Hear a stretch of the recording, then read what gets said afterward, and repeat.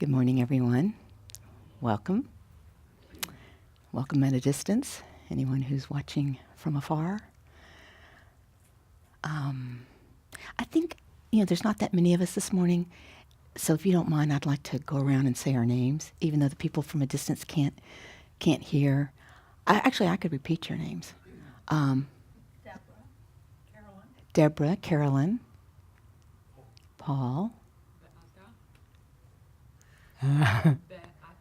Beata, LaRonda, Orlando, Michael, in the back, Cassie, Yvonne. I'm Sharon, Jessica, Gary. Oh, Cecilia. Oh, welcome. So, I think, who's here for the first time? Excellent, excellent. Welcome. Big welcome to you guys. So, just to kind of orient you as to what we're doing this morning, this is a meditation practice that was given to us by one of our guiding teachers, Adzam Rinpoche, whose picture is on the altar there. There's actually a number of pictures. He's a Tibetan Lama who is still in Tibet. He is a teacher of many of us. And Anne Klein, one of the founders of Dawn Mountain, asked him, actually at this point, it's been a number of years ago, probably about 8 years ago maybe, longer than that. Because we've been doing these Sunday morning meditations for about 9 years, maybe 10 years.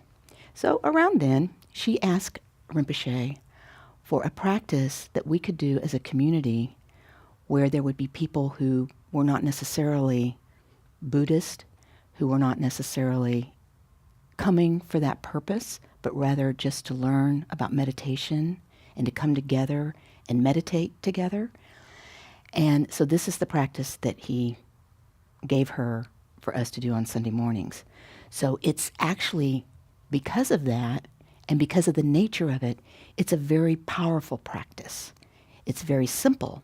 So it's something that anyone can do. You can do it here with us. You can do it at home. But it has a lot of meaning and blessings attached to it because of the way that it's been transmitted, and again, because of what it is that we're doing when we do this practice. So what we're going to do is focus our attention in 2 different ways. One, by just sitting quietly and allowing our mind to settle. We're going to do that, and then we're going to rotate into chanting a syllable. So then we're going to use the sound to focus our attention. And that's what sort of holds the posture. Once you get set up, you want to relax. Because really, again, what we're trying to do is allow the energy to flow smoothly. But we want to be comfortable because we don't want to be too distracted by discomfort. Many of us will become distracted by some discomfort. So please know that you're free to move around, you're free to stretch a little bit. You don't have to be, immovable here. It's not that kind of meditation. So if you need to wiggle a little bit and get comfortable, if you need to move to a chair at some point, if you're on the floor, or vice versa, all of that's perfectly fine. You want to be comfortable. Because really what we're doing today, this whole idea of meditation and working with our mind and our emotions, it really, in the end, is all about opening to joy. So, we need to be really happy about this and recognize that there's just great joy to be experienced by virtue of this. So we don't have to be overly serious or somber or work too hard. We just want to engage in an open and loving way and experience our natural presence, which has a real quality of joy. So we'll start by sitting quietly. Oh, I need a bowl or something.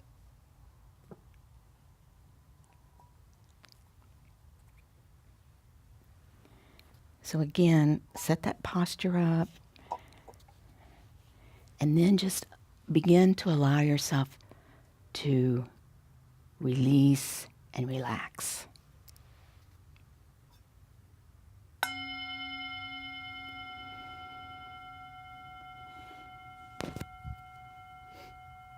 So again, we're gazing down the bridge of our nose. If you're very new to meditation and it's too distracting to have your eyes open, you can close them. If later you feel like you're grounded and able to open them a bit, you can try that. So we're breathing.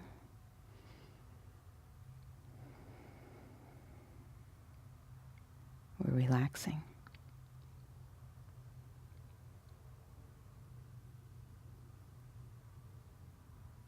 And we want to rest our attention on our breath.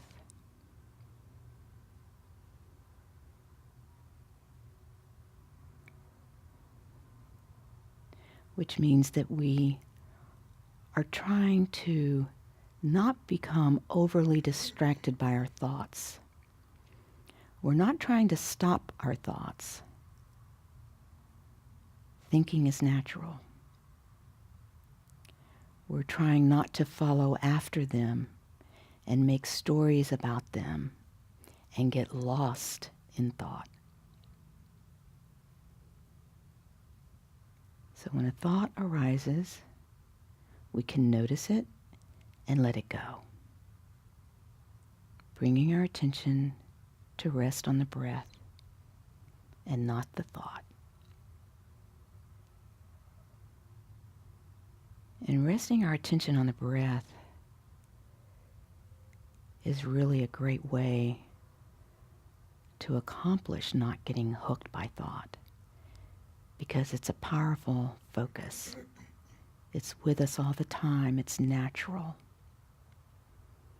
So really begin to focus on the breath and feel it move through your body.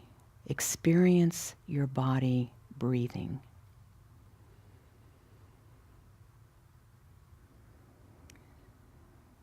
The breath coming in, the breath going out.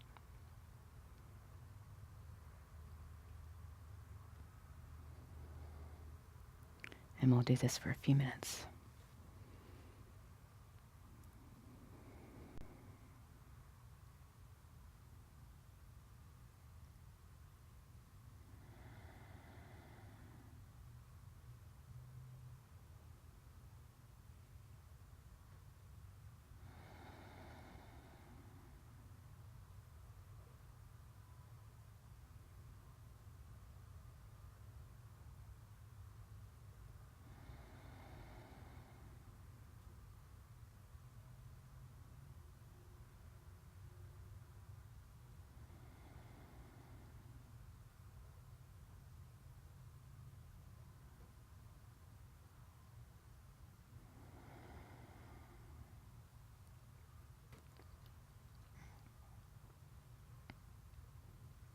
Relax any tension in your body.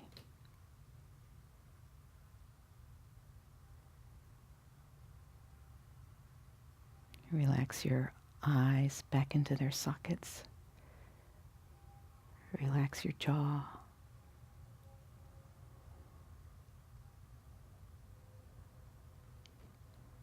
Relax your legs.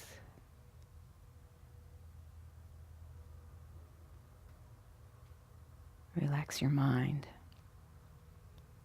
And just breathe.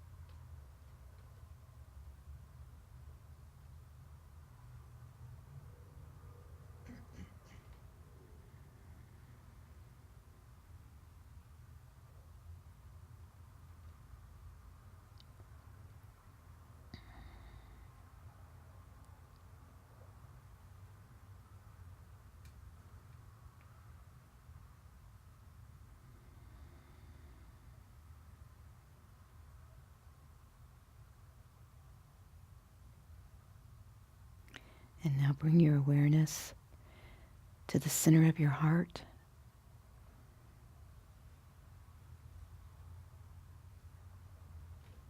And a blue orb of light.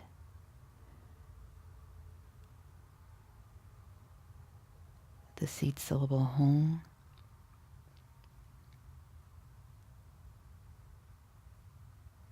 Which is the sound of enlightened mind. And as we chant it together, we can simply allow ourselves to merge with the sound, to experience our own inner wisdom, the wisdom that each of us have innately.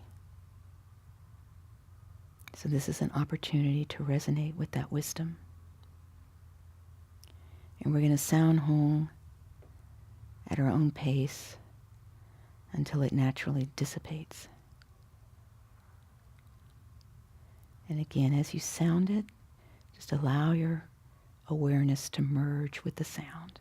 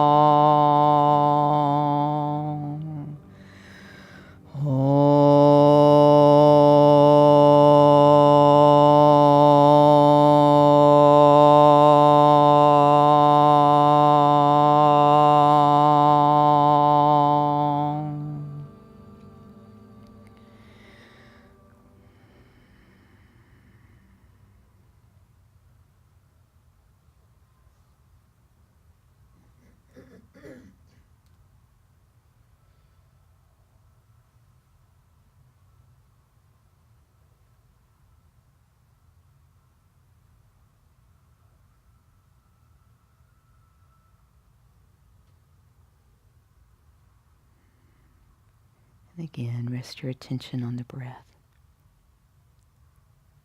Relax your mind.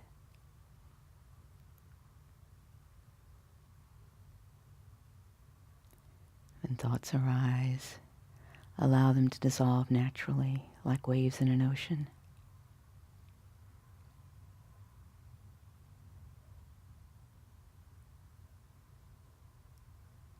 Experience your body breathing. Feel the breath moving through your body.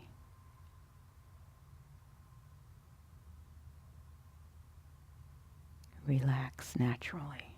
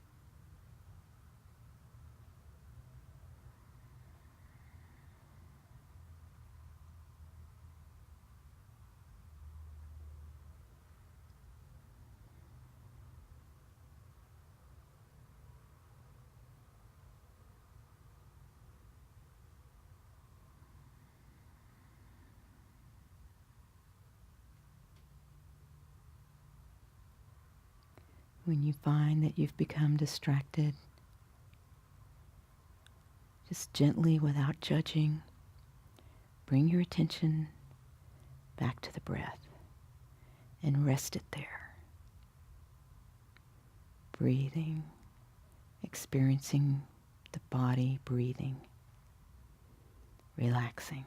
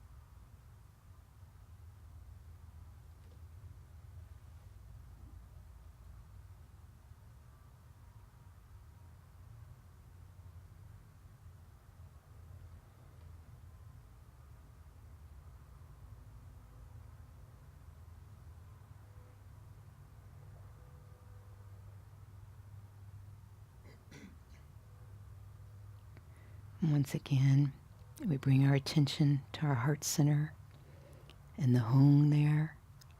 And as we sound hung, we allow ourselves to merge with the sound.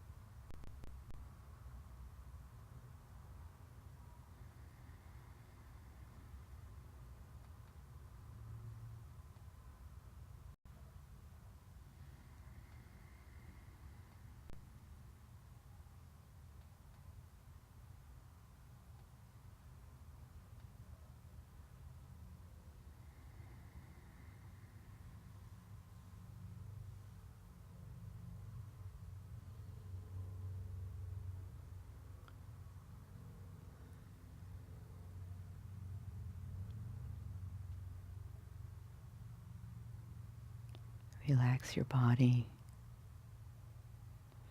Relax your energy.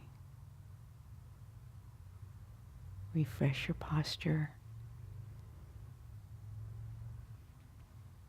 Relax your mind.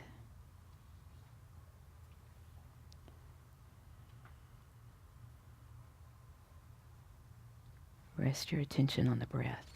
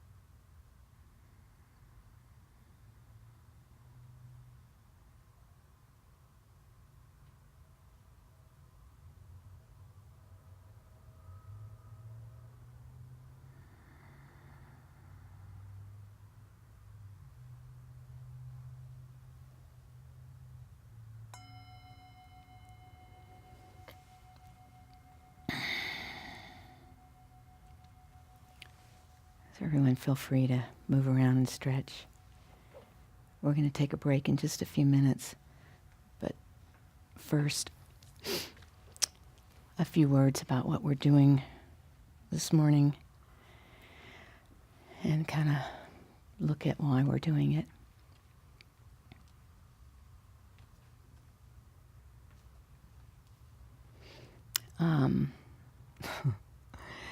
There's so many reasons that people take up meditation.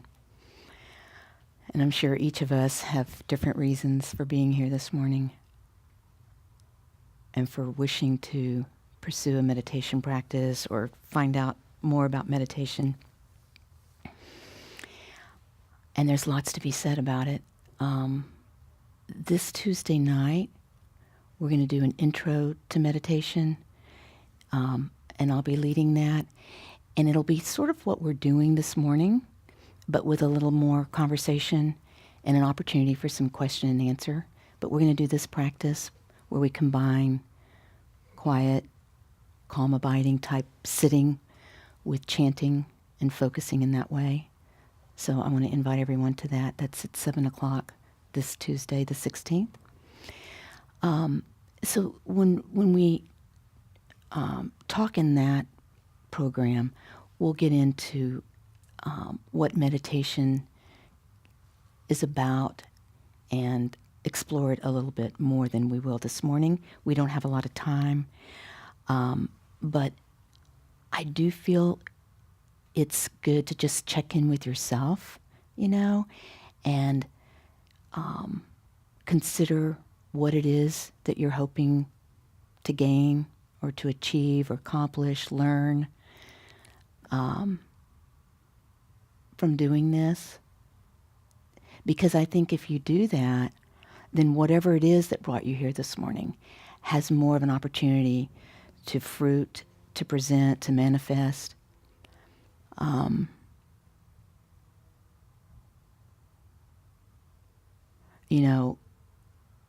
Looking into your mind and working with your emotions is such an amazing thing to do. It's something that some of us that have been meditating for a long time sort of take for granted, but it continues to amaze me after 22 years of meditation.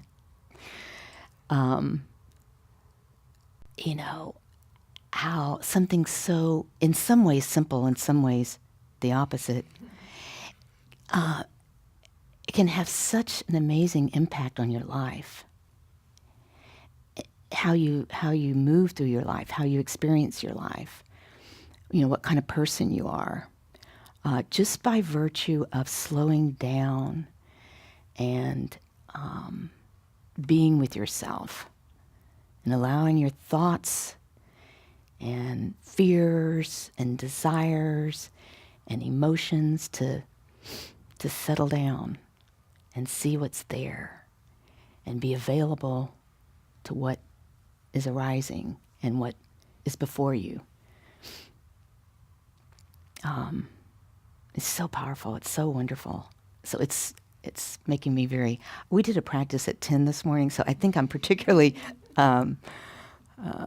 open, feeling really expanded and joyous and pleased to be here and sharing this with people. And so I'm hoping I'm not too unfocused. Sometimes being focused is sort of being unfocused, which is kind of cool. And maybe that's actually something that would be good to mention. For all of our wish to meditate in order to sort of bring our mind home and come into our natural state and be more at peace and more loving and more caring, ultimately, it's about becoming spacious and knowing and, accessing our wisdom. So, it's both. It's something that's very peaceful and calm, but also something that's infinite and a journey and an adventure and mysterious. And I think this whole debate that's going on right now about mindfulness and whether it's good to be, for Buddhist centers like ours to also offer mindfulness to everyone, because maybe, some of the traditional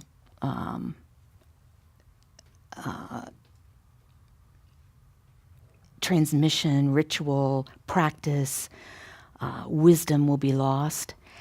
For me, at least for me, And maybe it's because we are who we are. We're both here at Dawn Mountain. We're a center that does offer mindfulness to everyone. We even have a program called that Claire will lead in January. We have mindfulness for children and mindfulness for moms and dads and families and for all of us. So we very much believe in sharing it and offering it, but most definitely with the foundation of the transmission, the lineage, the wisdom that's behind the understanding that mindfulness can do all these things that we're talking about. So maybe that's why for me, I'm like, what? But it's because we are grounded in both here, I guess that's why. But it really is. It's such a rich, mindfulness, meditation, and in the end, those are tools to accomplish presence. Presence is what we want. That's what we want to live in. We want to abide in a state of presence. Just being here, being with one another in a very present, focused fashion. That's what we want, is presence. These other things are tools for that. So just a quick story. I tend to, every holiday season, talk about me and my family and all my antics, because I think it sort of ties into what we're trying to do here in a more easy to understand way, perhaps. I struggle. Everybody that knows me knows that I'm a little bit of a control freak. I'm over functioning. I have so many faults. It's unbelievable. And so they really come to the foreground during the holidays and families, and particularly because I find myself not unwilling, but definitely was not my idea to become the matriarch of our family. And I find myself in that position. So it's ripe for, overthinking and overdoing and overplanning and being overbearing and judgmental and all the things I don't want to be.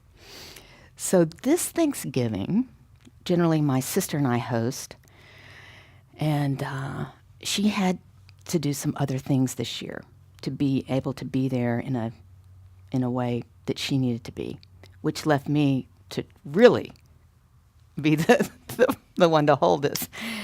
And so I did all the shopping and the planning and baking and preparations and trying to get the family all figuring out who's going to be where, when, and do what. And then the night before everybody was to come, so the night before Thanksgiving, I got really, really sick. I mean, like really sick, to where I couldn't get out of bed. So, it's good that I was that sick so that I didn't try to do everything despite being sick, because that's what I would have done. And so at first I was just like, but it was one of those things where if you didn't surrender, there would just be nowhere to go with this. So I did. And I truly, believe that my practice and my meditation and my mindfulness and all that came to bear, because I literally just, did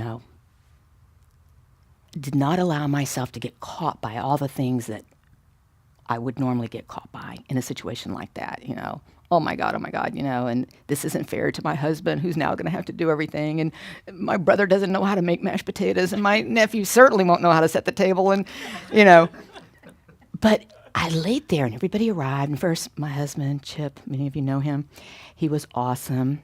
But quite honestly, he does Christmas dinner, so this was quite a thing for him to do. But he did it, and my brother did the potatoes, and my nephews at the table, and everybody did. And I laid in bed, and I could hear them. We have a very small house here in Houston. And I could hear them. I could hear them laughing, and I could hear them cooking. And it honestly, and I'm not exaggerating, I think this may have been my best Thanksgiving ever. Because my heart was just full of love. I was just like, I can't believe they're doing this, and they're laughing, and my brother's talking about, and Chip is listening to the story that I've heard 10 times and about, this and that, and my nephew and his friend who, it was just sweet, sweet, sweet, sweet, sweet. And I absolutely loved it. And I don't think if I didn't have my practice, I could have done that. I think I would have laid there and been miserable.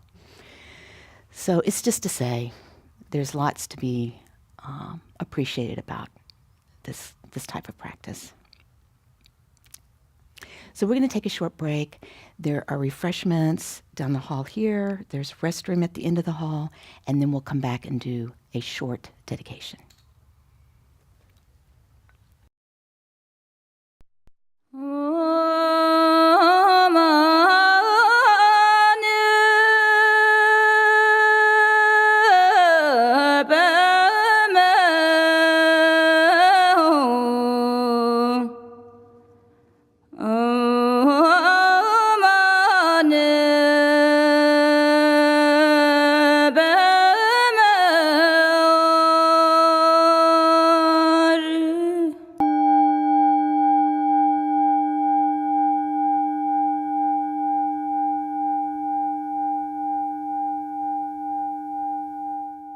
Dawn Mountain offers traditional Buddhist teachings primarily in the Tibetan tradition in a way that is accessible to contemporary Americans. Having studied and practiced for many years under recognized Tibetan masters, and understanding that these teachings provide a way to realize the natural state of mind that embodies profound wisdom and deep love, Anne Klein and Harvey Aronson wished to share these traditions here in the United States. As a result, they established Dawn Mountain in June 1996, based on the core belief that it is possible to cultivate a better understanding of our deepest nature, which in turn facilitates new levels of mental calm and self-acceptance. So our inspiration really comes from our love and gratitude to our own teachers. They spent so much time and care with us over many, many years. Kaizen Rinpoche was extraordinarily compassionate. He had a terrific sense of humor, and just his ability to be present and immediate and just there. Adzon Rinpoche is extraordinarily compassionate and grounded. And we've had extraordinary experiences with Adzon Rinpoche, whom I met in Tibet in 96. And I've had many, many, many, many hours of just, one-on-one conversation, a person who has tens of thousands of students to attend to. Okay, there's this wealth of cultural wisdom in Tibet. It's encoded in texts, in practices, in rituals, in art, and many people in the West are attracted to it, and yet Westerners are Westerners. We're Westerners. We're not monastics. We may dedicate our lives to practice in our heart of hearts, but we have families, we have jobs, we have all kinds of responsibilities. So how can we communicate and really experience transformation through these practices? For that, some kind of bridging is necessary. We're also a community center, nonprofit community center, which is the hub of our work extending life skills, the life skills of cultivating calm, of cultivating ease in life, of cultivating kindness. What did you do today that you liked? Make the glittery thing to show your anger. And what happened when you shook up the glittery thing? It made me feel a little bit like I wanted to meditate in peace. And then the Research Institute is where we look at what we can provide by way of information gained through research for the interested public. So we've mentioned that our own teachings here, which are drawn from work that we've done, our own translation work, our own study, and so forth. Some of these will start appearing as pamphlets for practitioners here, and some of them will become books that will be published and will be widely available to the larger public. And I'm right now in the process of gathering a team to translate a text from this tradition, which he powerfully feels, and which I also have a very, very strong wish to see translated. And we hope to do more of that. We've seen people telling us how their lives have changed, how their lives are improved, the comfort, the inspiration that they feel coming to Dawn Mountain. We really are inspired to envision a way that Dawn Mountain becomes a stable beacon and place of gathering for people who wish to practice at whatever level. I trust the teachings. I feel in the place. I feel that I am constantly fed. And I can feel my breathing better because of the way my legs are positioned. How long have you been sitting like that? I learned it when I started coming here. And it's not only been in the spiritual sense, but also in every aspect of my daily life. I feel that I'm less stressed out. I don't get as angry or as depressed as I used to. It's good. It teaches me how to kind of relax and be mindful and help with school and stuff like that whenever I get aggravated.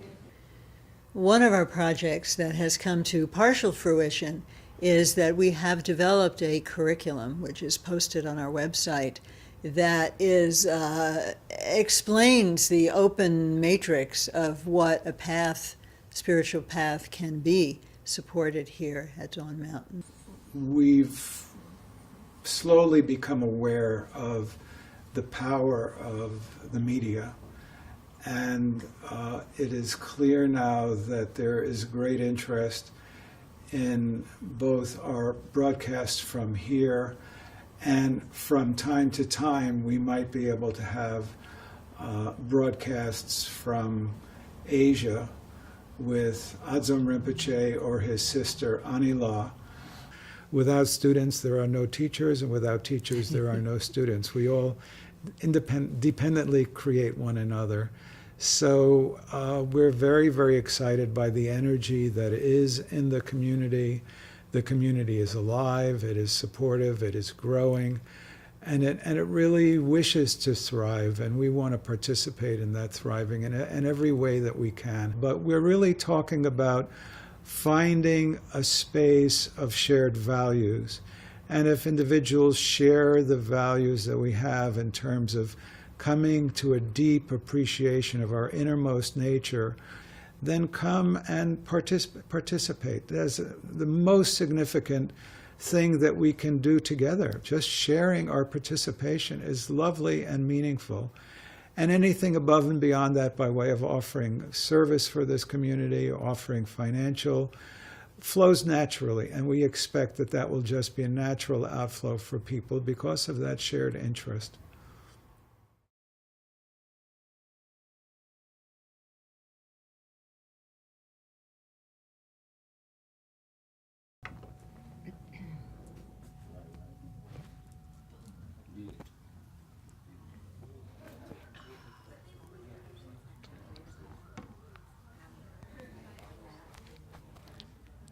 Hey. I think I've got the hang of this.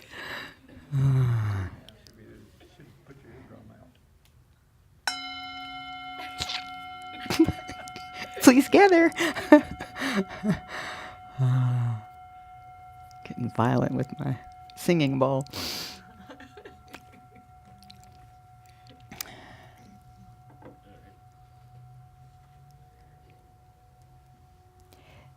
So what we're going to do now is what we refer to as our Ah practice. It's an opportunity for us to dedicate the merit from having come together and done this practice this morning, it's felt that what we've done this morning generates blessing energy, if you will. And this is something we can share, first with ourselves. We really notice it and manifest it in ourselves. And then we share it with one another, and then we share it with all beings. So it's really very sweet. And this energy, this blessing, it has the quality of blessings, healing. So whatever you might need personally, whatever the others that you're going to be visualizing might need, this is meant to accomplish that. Accomplish whatever is needed, whether it's sickness, difficulty, obstacles. So first we'll just assume our posture again. So set that all up, but then let it go, sort of. And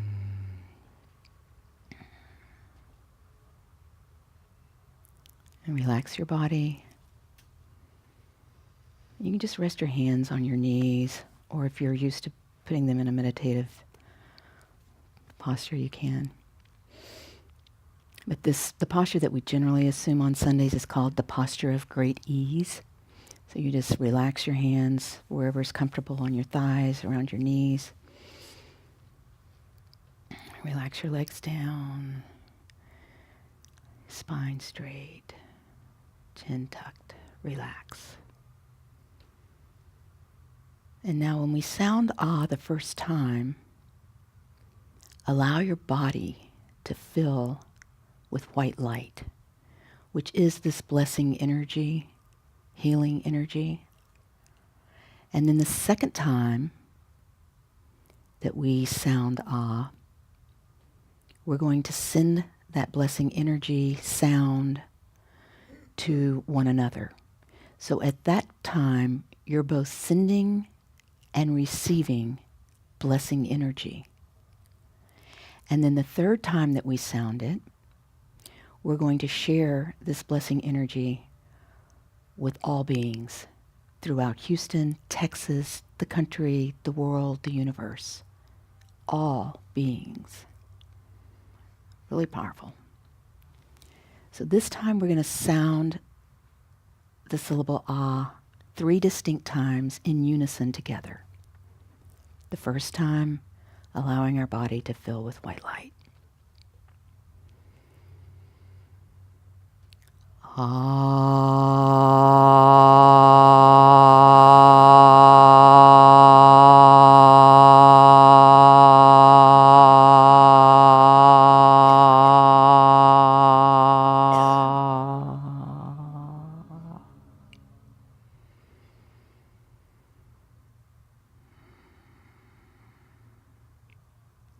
And now we share with each other.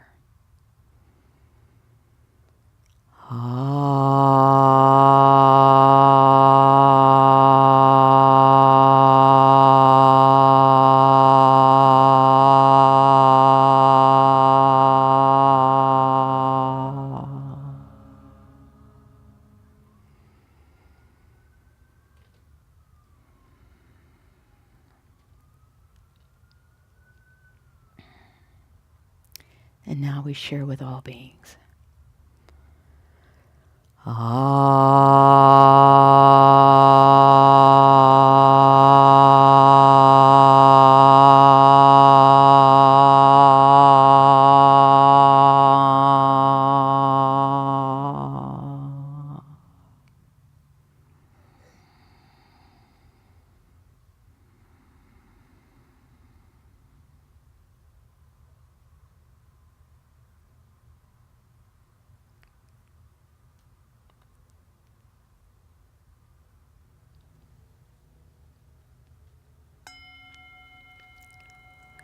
Now if I could have the book.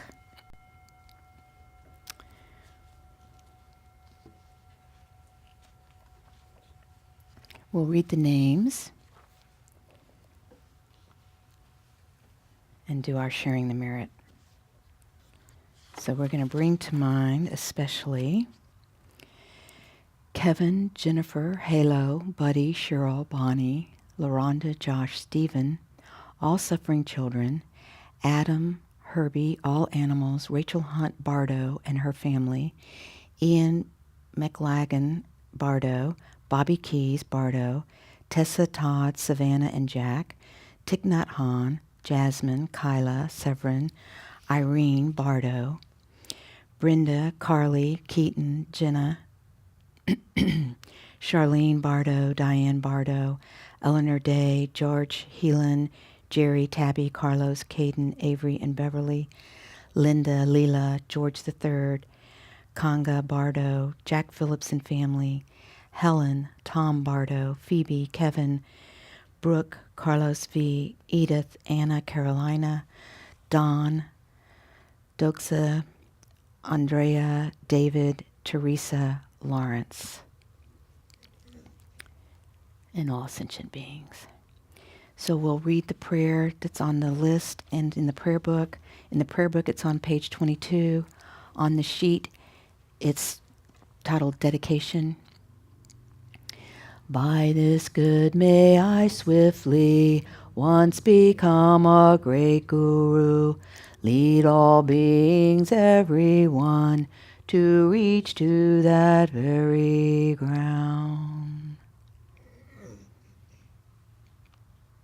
So thank you all for coming. It's really wonderful to have everyone here. Such a busy time of the year. To make space for this is amazing and wonderful.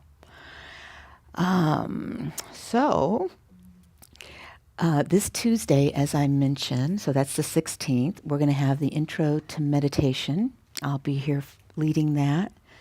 And as I mentioned, it'll be similar to today, but a little bit more conversation. We'll talk a little bit more about meditation.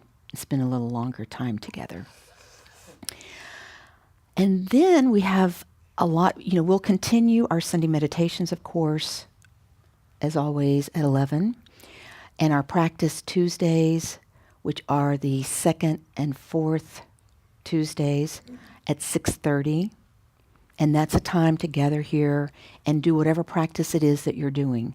One of us will be here to sort of ring the bell and start it off with a few prayers and end it with a dedication. But in the body of the practice is whatever you're doing at the time. So quiet sitting, whatever you're working on or practicing. And then in January, we'll have all manner of wonderful programs. Simone will be teaching mindful discovery for the 9 to 12-year-olds beginning January 11th. So that's a Sunday. The new teaching series will begin January 20th, so the second Tuesday. Claire, do you have a class in January? Claire has mindfulness for everyone beginning January 12th, Monday. Claire has taught this before, and everyone that takes this course has nothing but amazing things to say. It's an awesome opportunity to learn about meditation, to begin to put it into a daily practice, she's a scholar, she's a practitioner, she's amazing. So I can't recommend that enough. Is it 6 weeks? So it's a 6-week every Monday at 6:30? 7. So Mondays at 7 beginning in January. Claire will teach her mindfulness for everyone. So we have something for the children, something for everyone. We have the new teaching series that Ann and Harvey will be doing. So it's going to be a great, great new year. Meanwhile, if you enjoy Dawn Mountain and you love what we do, we would love to have you help us. Whether that's through volunteering, we need people to broadcast, we need people to bring flowers, we need people to clean, we need people to greet and to just be magnificent. We need members, we need donations. So if you want to be part of it, we welcome you to do that. We heartily invite you to do that. You can talk to me, you can talk to Mary Scott, you can talk to Claire. There's an abundance of opportunity to be involved. You can talk to Deborah about flowers. And meanwhile, we do have donation baskets somewhere around, or Mary Scott and I will take your donations. We can talk to you about membership. But mostly, we're just very, very happy to have you all here. And hope that you will come back again and again. Thank you. Sharon. And the store is open. Yes, we have a lot of wonderful things in our